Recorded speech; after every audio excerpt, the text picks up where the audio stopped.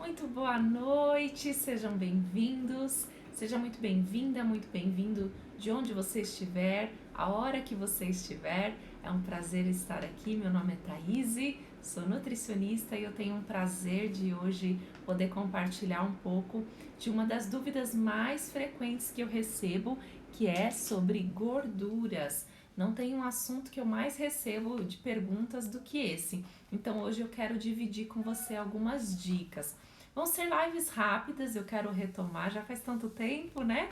E eu quero retomar o assunto. Então eu vou trazer um conteúdo de uma forma bem rápida, bem dinâmica. Então fique ligado.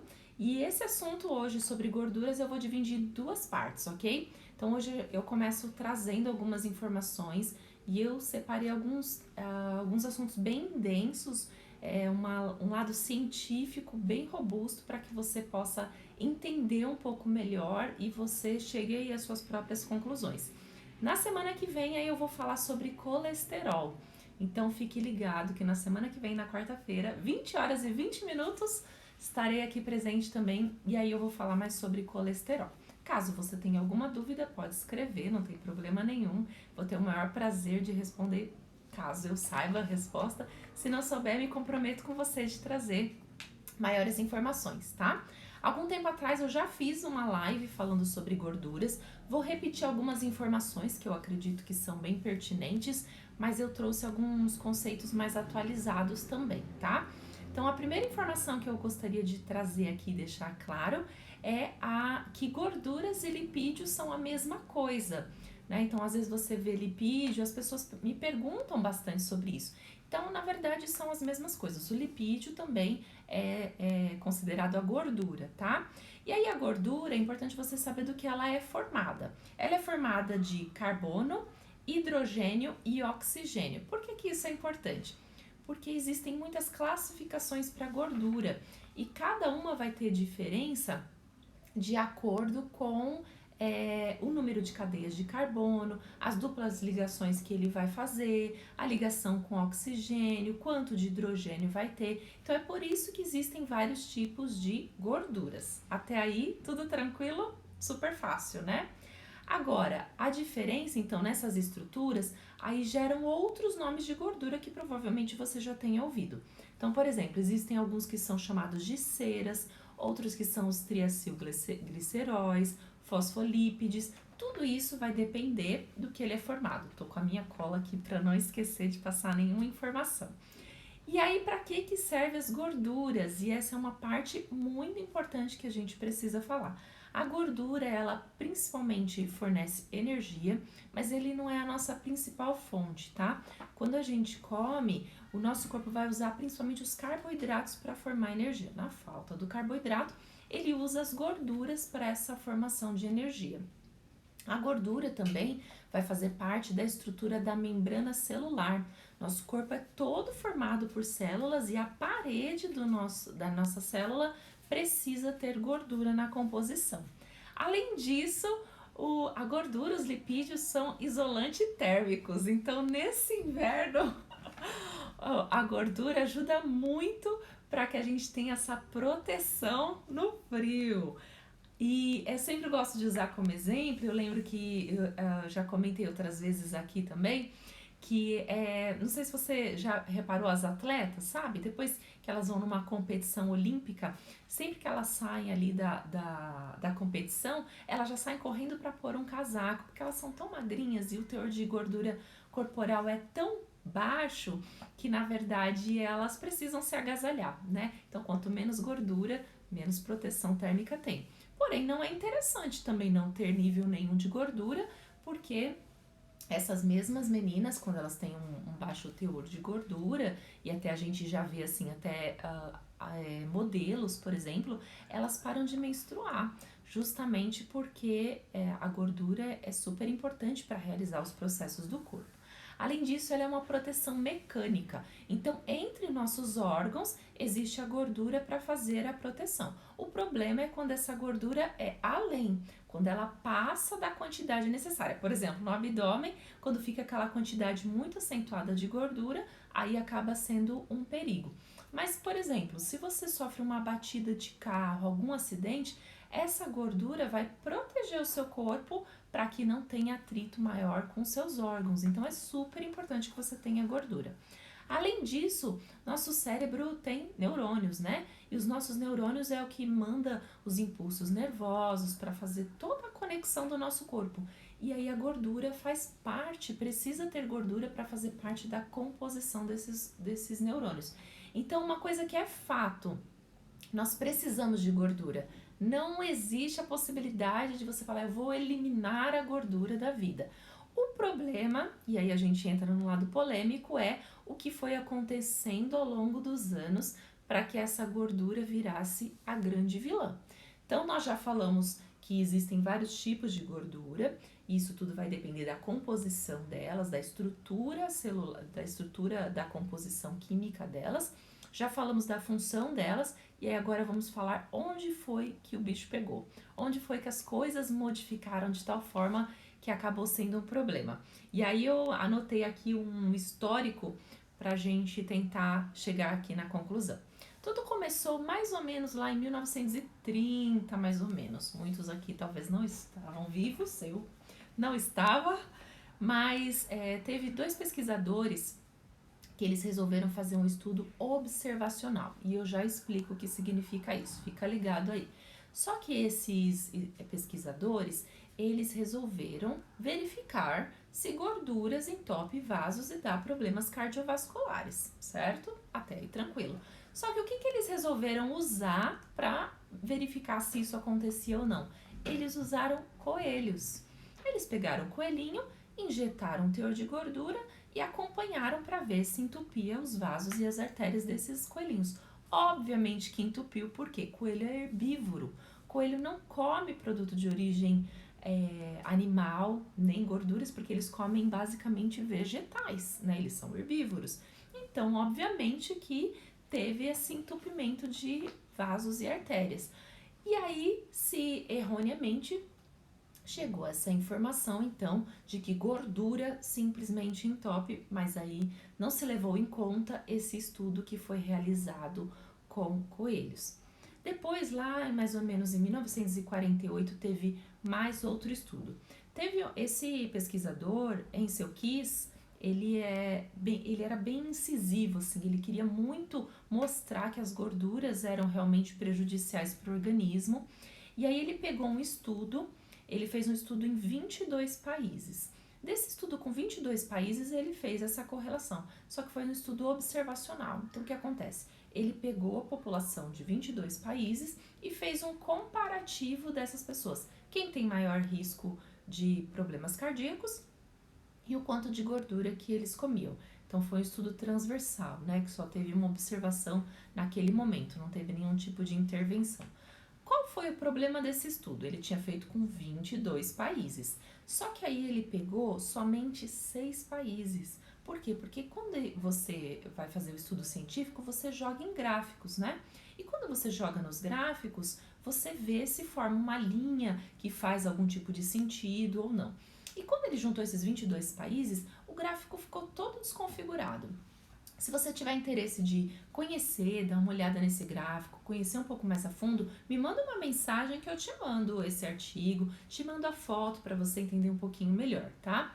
E aí não tinha correlação nenhuma de doença cardiovascular com o consumo de gorduras, mas aí ele viu que se ele usasse esses 6 países, ele conseguiu uma correlação. Então ele manipulou os resultados para que ele pudesse ter o resultado assertivo. Vocês estão me vendo bem, me ouvindo bem? Eu esqueci de um pequeno detalhe aqui, eu separei meus fones e esqueci de pôr. Não sei se vocês estão me ouvindo, tá bom o som? Vocês conseguem me ouvir bem? Só me dá um joinha aqui só pra eu saber. Agora que eu me toquei. Tudo bem? Me dá um joinha aí pra saber que vocês estão me ouvindo bem, que agora eu fiquei na dúvida. Bom, mas eu vou continuar aqui.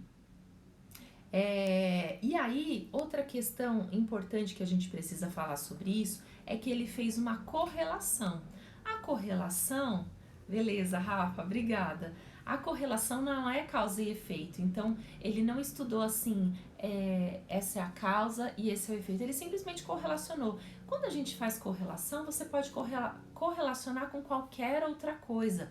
eu posso de repente correlacionar. Será que pessoas que têm o cabelo escuro moram mais em São Bernardo, por exemplo? Você pode achar qualquer correlação que você quiser, só que aí por isso que o estudo científico precisam ser perguntas assertivas, inteligentes e direcionadas. Vamos continuar no nosso histórico aqui, tudo bem? Estão me acompanhando bem? Faz sentido? Aí em 1961 fizeram um estudo com ratos. E aí pegaram os ratinhos, que aí tem uma composição similar em alguns aspectos com o ser humano, e observaram que esses ratinhos tiveram sim entupimento de vasos por conta de consumo de gordura. Qual foi o problema desse estudo? Não disseram qual foi o tipo de gordura. E depois, quando foram investigar, verificaram que essa gordura era margarina. Então não era qualquer tipo de gordura. Então falou que eram todos os tipos de gordura, quando na verdade o problema ali, naquele estudo, era com margarinas. Depois, em 1984, surgiu a grande polêmica dos ovos. Talvez você deva se lembrar disso.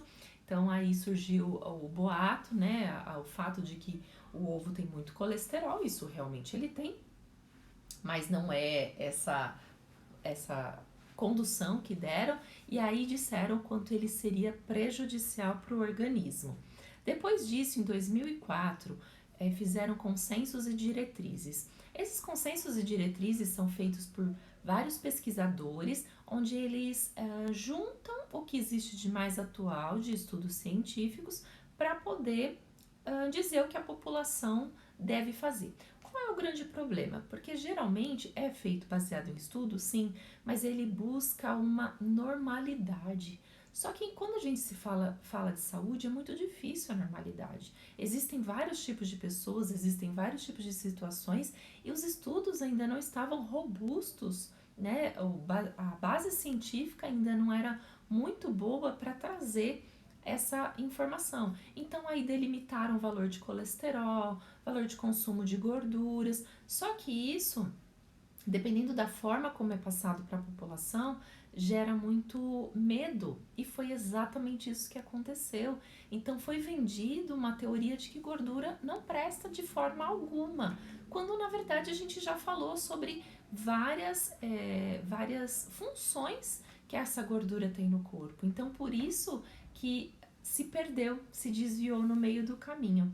E aí eu quero voltar então a falar sobre estudos. Lembra que eu falei que existem alguns tipos de estudos? Alguns são observacionais. Então você pega uma população e você observa o comportamento dela e faz aí as correlações. Como eu já comentei, esse pode ser uma linha tênue aí, porque você pode correlacionar com coisas que não necessariamente vão fazer sentido. Existem estudos que são randomizados, que é quando você vai fazer os testes, vai fazer acompanhamento. Existem as revisões científicas, que é quando você pega todos os estudos, vê os pontos positivos, negativos e aí consegue ter algumas conclusões assertivas. E aí eu quero dar 3 exemplos para vocês que aconteceram nesse período com uma população gigantesca, com muitas pessoas, e aí a conclusão é bem assustadora, fica ligado. Então vamos lá, um estudo foi feito, ele era longitudinal, ou seja, ele foi acompanhado por um tempo, com mais de 12 mil homens. Só para você saber o número certo, era 12.866 homens. Eles acompanharam esses homens por 7 anos para verificar se o consumo de gorduras realmente aumentava problemas cardiovasculares, infartos, derrames e qualquer outro problema associado também às gorduras. E depois desses 7 anos acompanhando esse grupo de mais de 12 mil homens, eles não tinham uma resposta conclusiva. Até porque quando você faz esse estudo, geralmente você compara 2 grupos. Um grupo onde você não intervém nada, você só acompanha e ele tem características parecidas com o outro grupo, e no outro grupo você faz intervenções importantes. Então você retira o fumo, retira consumo de bebida alcoólica e muda o hábito alimentar.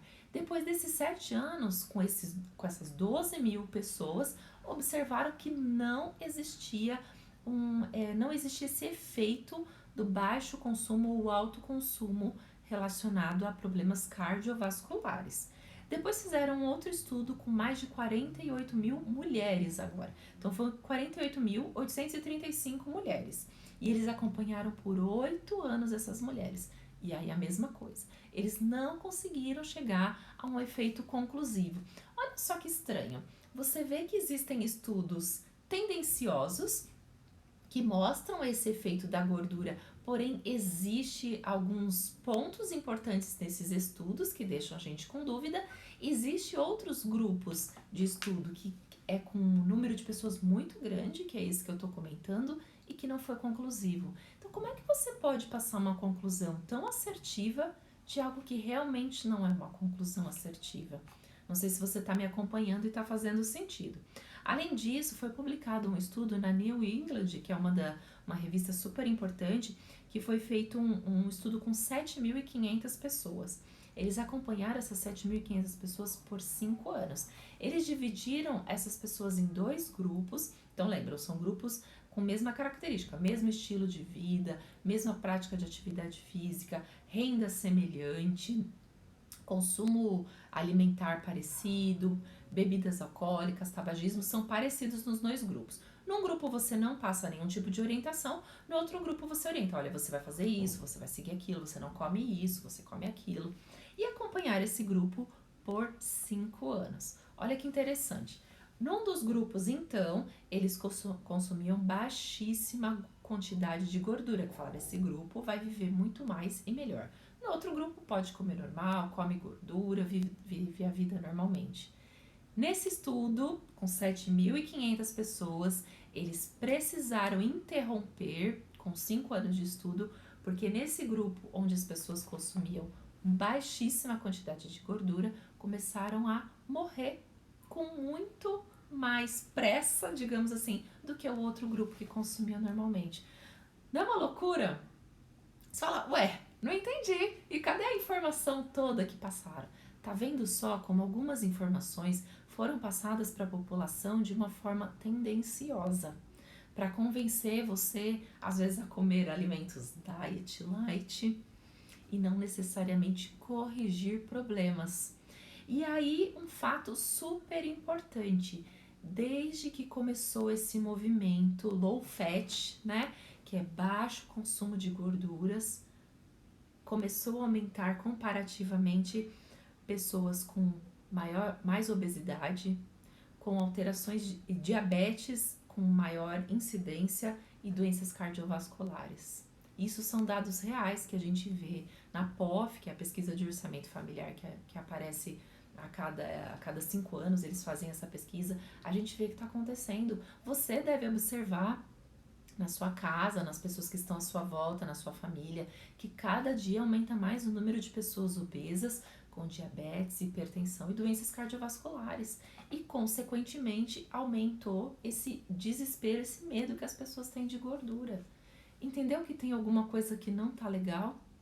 Tem alguma coisa que tá fora aí do contexto? E é isso que a gente precisa tomar cuidado. E aí você pode pensar, mas você está dizendo assim que eu posso comer gordura à vontade? Não. O que eu estou dizendo é que gordura não faz mal. Mas como tudo na vida, a gente precisa ter um equilíbrio. A gente precisa saber escolher essas gorduras, mas saber espaçar elas durante o nosso dia para ter um consumo adequado e ao mesmo tempo a gente poder controlar a quantidade. Não é comer nada e nem é comer só isso ou em grande quantidade.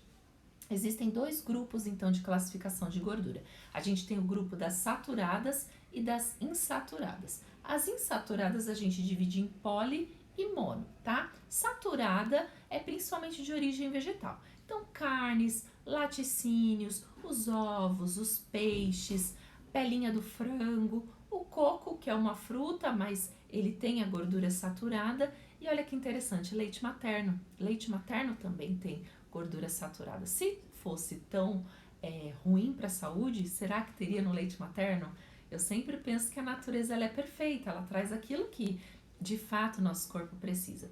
Por outro lado, a gente tem então as insaturadas, que vai estar no azeite de oliva, no óleo de abacate, óleo de gergelim, no próprio abacate, nas nozes, castanhas, essas oleaginosas. Então, são gorduras são classificações diferentes e o que a gente observa e uma conclusão que você já pode começar a anotar. Você pode comer de todas elas um pouquinho. E o ideal é que você tenha um pouquinho em cada refeição. Então, no café da manhã eu como laticínios ou queijo, o leite, consumo algum tipo dessa gordura. No almoço eu vou ter o azeite, por exemplo. No jantar eu posso comer um coco de sobremesa, ou eu vou usar o azeite novamente, ou vou refogar minha comida na manteiga. Você divide durante o dia e tudo em grande quantidade. Não pode faltar gordura, mas também não pode ser em excesso. Existe uma teoria que é o U, né? Então você não pode ter nem aqui em cima onde não tem nada e nem aqui em cima onde tem tudo, né? Assim como o sol. Sol é super importante, não é? A gente vê hoje em dia muitas pessoas com problemas de vitamina D justamente porque não toma sol. Mas por outro lado, nós vemos pessoas que vão ter queimaduras e problemas de pele super importantes, assim como o câncer, porque exagera no sol. Então não é nem aqui nem do outro lado. A gente tem que achar esse equilíbrio onde seja aceitável para o nosso corpo. E dando continuidade, então, talvez venha um questionamento, né? Que você pode pensar assim: bom, será que se eu comer mais gordura, isso significa que eu vou acumular mais gordura? E principalmente a gordurinha abdominal? Será que existe essa correlação? E a resposta é definitivamente não. O que você come de gordura, lembra que existem várias funções que eu já comecei aqui te explicando? Então, o primeiro passo vai ser usar para a membrana celular, para os neurônios, para a composição das células, para carregar hormônios, para energia. E depois disso é que vai vir o acúmulo. Ou seja, se você consumir de forma controlada, nem vai dar para ter acúmulo, não vai ser algo prejudicial que vai aumentar tanto ou alterar os seus níveis de hormônios e sanguíneos, de colesterol e tudo mais, tá? E qual é o ponto importante? A gordura, ela tem um aspecto muito interessante. Ela melhora o sabor. Imagina que você vai comer um frango que você cozinhou de repente com leite de coco, na manteiga, ou aquele frango seco, aquele filé de frango sem nada que você vai grelhar na frigideira. Qual é mais saboroso? A gordura, ela dá esse sabor pro alimento, palatabilidade que a gente fala. O alimento fica mais saboroso. E outra questão importante é a maciez. A gordura também tem esse poder de trazer maciez. Então, isso que se torna tão gostoso comer coisas com gordura. Mas por outro lado também traz mais saciedade. Quando você come algo que tenha gordura, você não vai sentir fome tão rápido. E aí que tá a questão. Se você ficar, eu tenho que comer naquele horário certo, mesmo estando sem fome, aí de fato você vai engordar e vai acumular, porque o seu corpo não está pedindo o alimento. Mas se você comeu algo que tem um teor de gordura e você está se sentindo satisfeita e você está obedecendo essa fisiologia, com certeza você não vai ter esse problema de acúmulo. Não sei se está fazendo sentido para você. Por outro lado, nós temos alguns aspectos negativos. A gente tem as gorduras trans e aí sim, aí que tá o perigo. Só que interessante, a gordura trans não tá na carne, não tá no ovo, não tá no peixe. A gordura trans está nos industrializados. Bolacha recheada, salgadinho, aqueles bolos prontos, biscoitinho, tudo aquilo que não é natural. Aí a gente achou o problema então. Então a gente tá com medo da gordura, a gente deixa de comer uma carne, um peixe, mas a gente tá se entupindo de bolacha que tá cheio de gordura trans. E aí o ciclo nunca vai fechar, a balança nunca fecha porque não vai dar certo. Por outro lado, o alto consumo de processados, né, de tudo aquilo que a gente compra pronto, que foi feito pela indústria, é tão elevado que de certa forma também nosso corpo não consegue dar conta da gordura. Então não é aquela gordura que eu comecei falando, é uma gordura que foi fabricada para que dê maciez para o alimento, mas não um alimento natural, um alimento industrializado. E esse é o problema. E aí, Então, resumindo tudo isso, é importante a gente escolher o tipo de gordura que a gente come, que aí são gorduras naturais e não processadas. Além disso, a gente distribui elas durante o nosso dia e a gente controla a quantidade. Qual que é a quantidade? O mínimo possível para você refogar, para você temperar uma salada ou a gordura daquela fruta, como o coco e o abacate, que eu já comentei aqui. E esse é a grande X da questão, a gente saber balancear isso. E aí, olha só que interessante, e aí a gente começa a entrar no colesterol, que vai ser nossa conversa da semana que vem. Quando a gente fala de gordura, baixos índices de gordura, eu já comentei com vocês que acontece a menorreia, que é mulheres pararem de menstruar, e também existe correlação com demência. Quando existe baixo consumo de gordura, baixo nível de colesterol, aumenta o nível de demência, isso já foi comprovado cientificamente. E o alto consumo, doenças cardiovasculares. Então, não é eliminar tudo, mas a mídia está direcionando a gente para uma forma que não é assertiva, que é justamente fazer a gente comer esses alimentos industrializados que acabam sendo tão prejudiciais para o nosso organismo.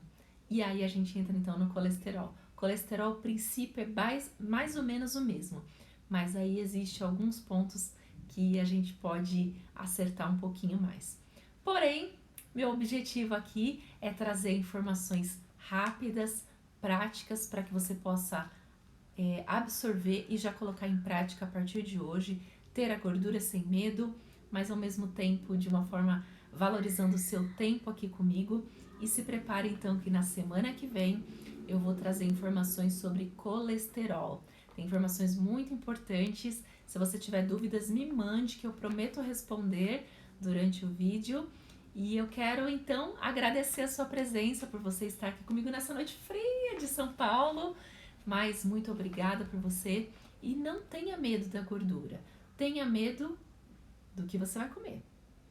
E aí é aquela frase que a gente sempre fala: desembale menos e descasque mais. Se você seguir essa regra, não tem erro. E essa é a grande dica, a grande sacada que você pode seguir hoje.